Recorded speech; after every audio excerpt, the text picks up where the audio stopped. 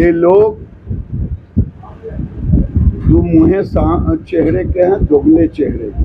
अभी मेरे यहाँ बेगूसराय में रात में गाय काटा और मूड़ी हिंदुओं के घर पर फेंक दिया। आज गाय काटा है, कल मेरी माँ को काटेगा। नमस्कार। भाजपा के फायर ब्रांड नेता व केंद्रीय मंत्री गिरिराज सिंह एक दिवसीय दौरे पर पहुंचे मोतिहारी, जहां उन्होंने विपक्ष को दुमुहे चेहरे के दोगले लोग बताते हुए मुसलमानों पर दिया बड़ा बयान। कहा ये लोग देश के इस्लामिक स्टेट व गजवाहे हिंदू बनाना चाहते हैं।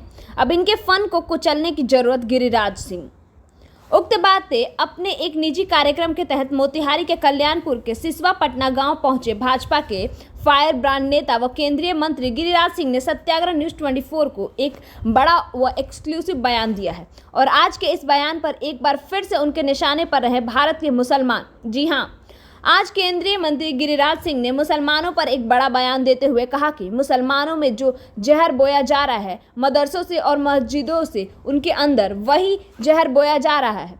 आखिर क्या कारण है कि बेगूसराय में भी मुसलमानों ने हमें भी वोट नहीं दिया, जबकि केंद्र के सभी योजनाओं का अगर सबसे ज़्यादा लाभ कोई लेता है तो वह मुसलमान है।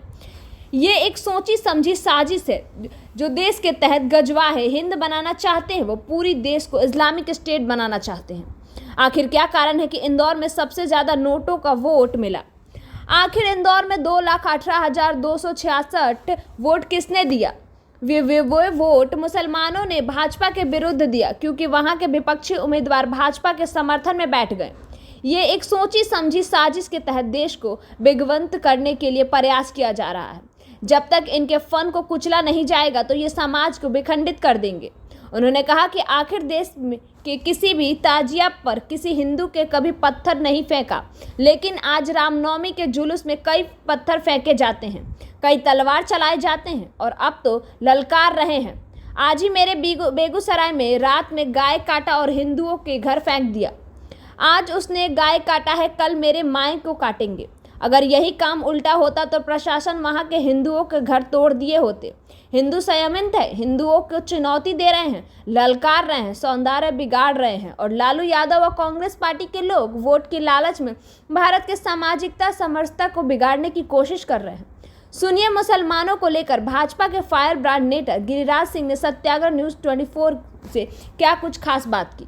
वहीं उन्होंने कांग्रेस पार्टी के द्वारा ईवीएम पर उठाए गए सवाल पर कहा कि ऐसी बात उन्होंने तेलंगाना के संबंध में क्यों नहीं कहा। उन्होंने तेलंगाना जीतने के बाद इस्तीफा क्यों नहीं दिया।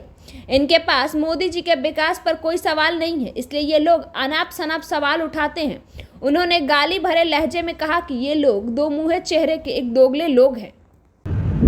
मैं यादव की बात तो नहीं करता, लेकिन देवेश चंद्र ठाकुर ने जिस विषय को रखा है, मुसलमानों को तो मैं देखता हूँ उनके अंदर जो जहर बोया जा रहा है, और वो जहर बोया जा रहा है मस्जिदों से और मदरसों से। और आखिर क्या कारण है? हमें भी बेगूसराय में नहीं वोट दिया मुसलमानों ने, हमने किसी को गाली नहीं दी, कोई योजना में भेदभाव नहीं हुआ। ये एक सोची समझी रणनीति से केवल बिहार में नहीं, केवल बेगूसराय में नहीं, सीतामढ़ी में नहीं, बल्कि पूरे देश में देश को गजवाए हिंद बनाना चाहते हैं, वो इस्लामिक स्टेट बनाना चाहते हैं।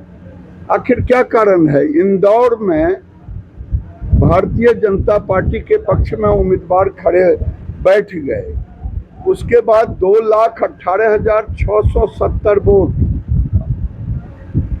ये नोटा में कौन दिया? ये नोटा में उन्होंने अपनी ताकत दिखाने का काम किया। आप नहीं हो तो वहां के बूथों को समीक्षा करें, जहाँ उनकी संख्या होती है हमें 0 वोट मिलता है, एक आध को मिल गया। आखिर क्या कारण है? हमने तो गाली नहीं दी।